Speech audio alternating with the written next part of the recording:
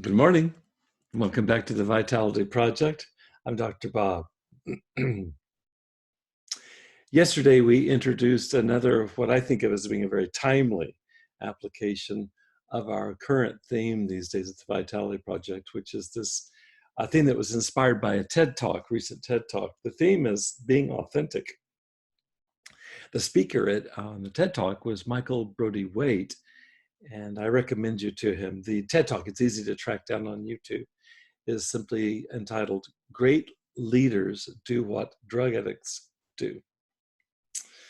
Now, the application that we looked at yesterday was the application of authenticity, was looking at how we can begin to first face ourselves honestly, and then to bring that same level of honesty that we have with ourselves into transparency or honesty with others in our lives. And we applied this lesson on honesty yesterday to something that we all share right now, which is dealing with the extraordinary stress that follows on the coronavirus pandemic. And as we've talked about any number of times here, under the influence of increasing stress, it is easy for our brains and our minds to narrow down to a very self-centered focus.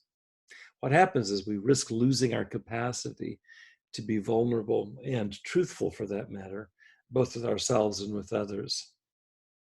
And yet I think that there may never have been a time, at least in my memory, when we were more called upon, both individually, one by one, and collectively, all of us, to remain open and caring and honest. Honest, most assuredly, honest about certain of our limitations or even our failures, which I think under this much stress are even more likely to manifest. We're all in quarantine, or most of us right now, in very close quarters. We're bound to accidentally step on one another's toes. And we do well to be able to acknowledge that. I think there's some measure of grace and compassion for one another and self-compassion. I think those are in order right now, particularly under the extreme circumstances in which we're all living on this planet, which is extraordinary. In the spirit of all of this, I'd like to share with you another pearl of wisdom from the ancient world. This again is the Chinese philosopher Lao Tzu, who in the 5th century BC taught this. He said, "A great man, when he makes a mistake, he realizes it. Having realized it, he admits it. Having admitted it, he corrects it. The master considers those who point out his faults as his most benevolent teachers." That'll give you something to chew on, right?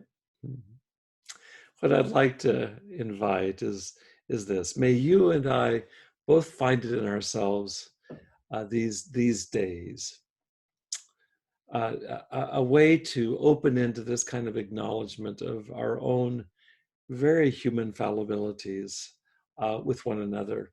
It's a time of great challenge, needs also to be a time of great compassion, and I would add great vulnerability or humility. We need to be able to live together, work together, and it requires our being willing to lay down swords and just be humbly to be human with each other. Thanks for joining me today. I appreciate you being here, and I look forward to following up with you tomorrow here at the Vitality Project. Take care, be safe, be well.